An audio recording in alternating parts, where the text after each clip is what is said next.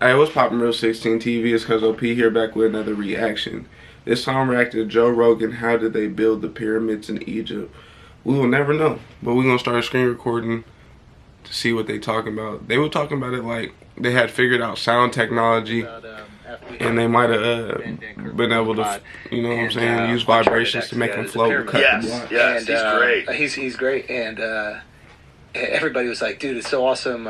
Shane Gillis' dad showed up to the pond, and I was like, what? And I guess they think that he looks like Shane, an older version of Shane. But what I loved about the pyramid conspiracy is that the stakes are so low, right? There's no pedophilia. Nothing. Nobody's dying. Nothing. It's like, did it happen? Did it not happen? It's just, how old is this civilization? That's it. Is it 4,000? Is it 10,000? But do you know that even with that, because Graham Hancock has a whole series. They call you racist and They shit call like him that. racist. I'm not saying that black people didn't still do it. It's just older black people. 100% was black people. Yeah, yeah. It was 100% people in Africa. The pyramids were 100% built by people who lived in Africa. Yes. That's it. Yeah. All Graham Hancock is saying is that it's very likely that the entire world experienced a cataclysmic disaster around 11,800, 12,000 years ago, somewhere in that range. Yeah. And it knocked us back into the Stone Age. Dude, but those people who were around before that were probably more sophisticated than we are. We just have a hard time imagining that. Yeah. Because we don't have any evidence of it. And we just don't think that the you know what's crazy? matches up with the technology. There's this anime called Dr. Stone, right? And it's about like if the world ended up fucked up, right? But it's like petrification and that. There's like a scientist in it. He figured out how to stop like petrification because he realized that's what's going to happen next. So he get petrified. Some other niggas survive too. He get petrified, but he bust the fuck out. I need to watch it. I've never really actually watched it, but I got like the gist. He bust out. He get his homie up out, and they just start rebuilding shit at a faster rate because they know about technology. I think it's weird that shit is so much in media that the Adam Eve, y'all know what the Adam Eve project is when the poles is gonna, they're supposed to flip. You know what I'm saying? But everything on the earth is supposed to keep motion, meaning like obliteration, most shit dying. But I think it's interesting that like a lot of that stuff has been popping up in media lately. I'm not saying that necessarily gonna happen, but it's it would weird. make sense. I think that we could go, okay, maybe they're this did like happen 4,000 indulging years in ago, it, whatever it is. But so far, the idea of like a chisel and a stone carving all these blocks and then people just dragging them in the sand, I think it seems a little bit There's some real problems with that. Yeah. There's some real problems with the actual physical limitations of the size of these obelisks, where they're cutting them in the mountains and they have to move them hundreds of miles. How are you getting them out of the mountains? Like, what are you doing? This is like and then who the fuck is dragging them? Because they said with the amount of people, it's impossible. You said it. I think I was listening to drag a stone, and you were like, if I was Elon Musk, I'd just build one. And I get that to a certain extent. They said building a stone that's 50,000 square feet, besides the fact of how hard it is to create each individual stone, it doesn't matter how many people they said was dragging it. It would crush rollers. You would really have to be pulled. Like that shit wouldn't. You probably only have like 5, 6 of them bitches. Not like, I don't know how many it takes to make a pyramid, but there's a lot of fucking stones up there. And then you gotta somehow pull it up the side of this bitch and stack it perfectly. And you notice that the pyramid is like the only thing that's perfectly stacked. 10 stones a day. Yeah. It would take you 664 years to make the pyramid. That might be wrong. But there's 2,300,000 stones in the Great Pyramid. That's crazy. You need to go, man. I know, I do. You need to go. It was the craziest thing that I've seen that humans have made. Like awe-inspiring.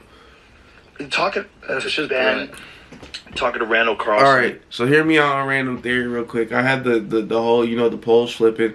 My theory about the you know what I'm saying. My theory about the pyramids is that I feel like if they're serious about like our society destroying itself and starting over and all that shit every year, I think the pyramids was their like version of, all right, when this bitch flip, we should be okay as long as we're able to keep all this shit. You know what I'm saying? Steady and shit, because they said at first it was like these would have to be the tombs for the richest people, but it's like the motherfuckers stacked full of food, linens, everything you fucking need. I think if somebody died, they probably do them like that, but like if nobody died, I think the motherfuckers was originally made because they felt like the shit was gonna flip, and so they gonna try to survive it, and then they just end up dying through it. Graham Hancock. Yeah.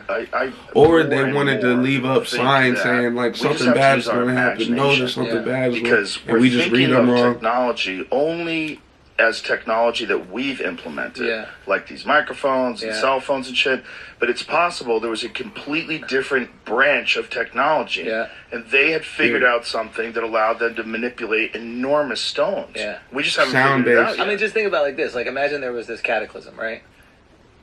Within 100 years, like, this idea of Wi-Fi is non-existent to people. Non-existent. It's a story that you tell. So wait, what do you mean? The internet? Yeah, exactly. It's just absurd. It doesn't exist. You can't hold on to it. Right. So right now we're looking for all these tools that you can hold on to and can build things with. And that makes sense to us. But we can't conceive of this, like, technology that existed just in the air. How would you describe Wi-Fi to some dude that you met in an Amazonian tribe? You wouldn't. You couldn't. You couldn't. It's the same way that, like... Do you feel the sun's rays? If you notice how the sun isn't touching us, but we can still feel the sun's rays.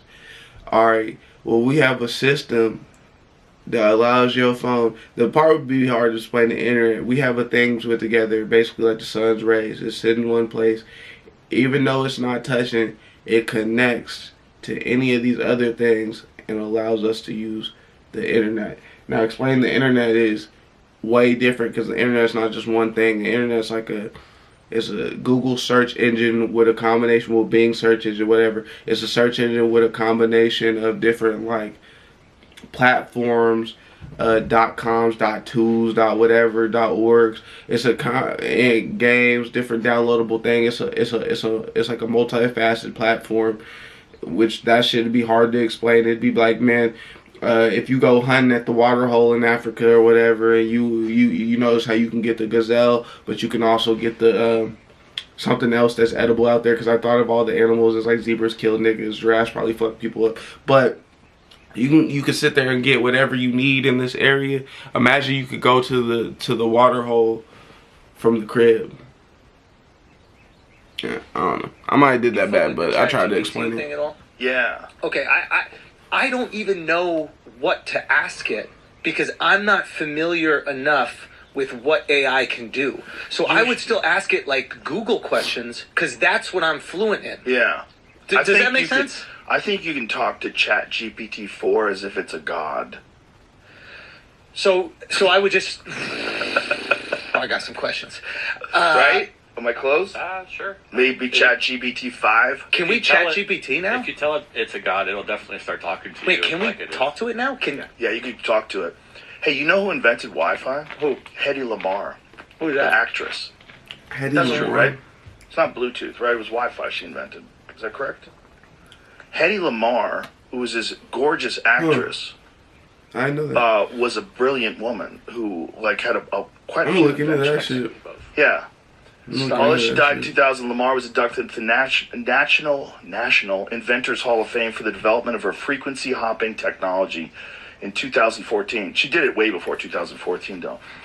Such achievement has led Lamarr to be dubbed the mother of Wi-Fi and other wireless communications like GPS and Bluetooth. Wait, and why did she invent this? For playback or something like that? No, I think she was a scientist before she was an actress. Oh, she didn't get no show. I mean, she was stunning. so hot. Yeah, she was so hot. She needed to get the show to get her thing up. See, do you know Leah Lamarr? I truly believe that. I might be mostly talking about myself, but I'm a true proprietor of most of the geniuses we have in the world that would create something that would be helpful. Ain't got no bread. Real shit. I ain't saying I just talk to a bunch of motherfuckers that just know all types of shit, because I'd be lying.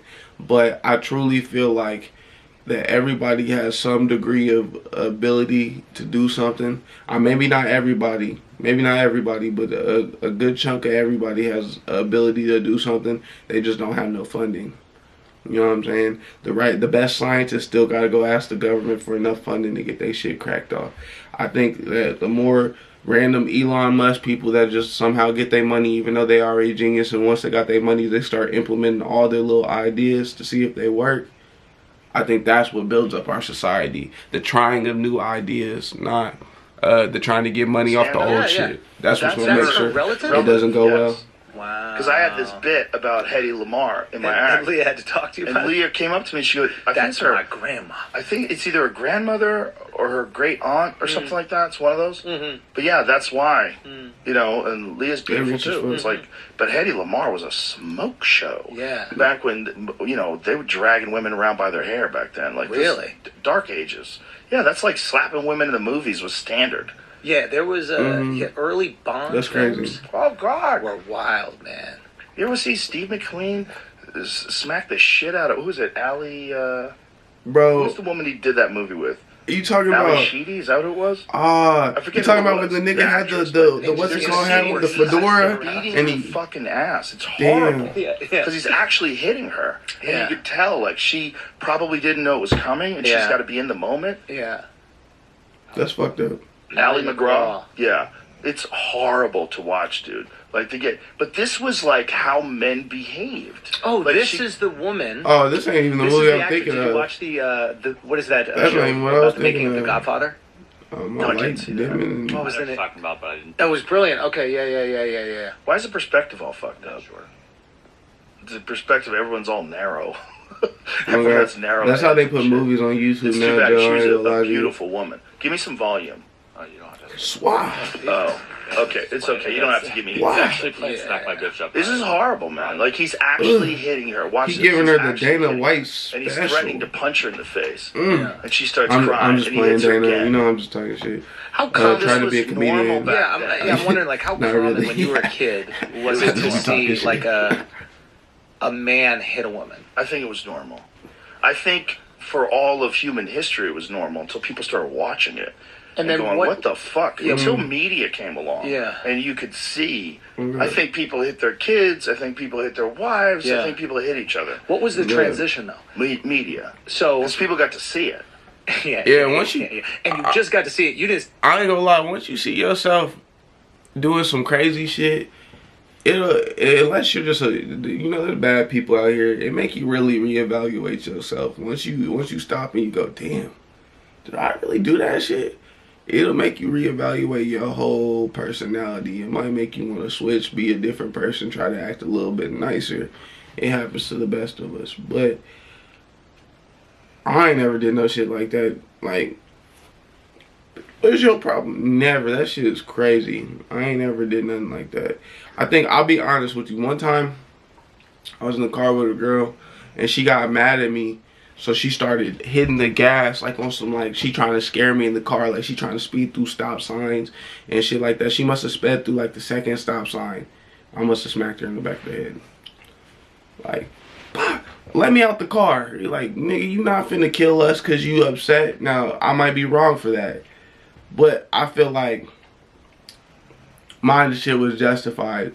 But when I thought about what I did, I never felt good doing it. But hey, I'm not gonna let you kill me in this motherfucking car neither, just because you don't like the way I said something. But that was a long time ago. Go ahead and like, subscribe, share, continue to fuck with me. Holler at me. Bye.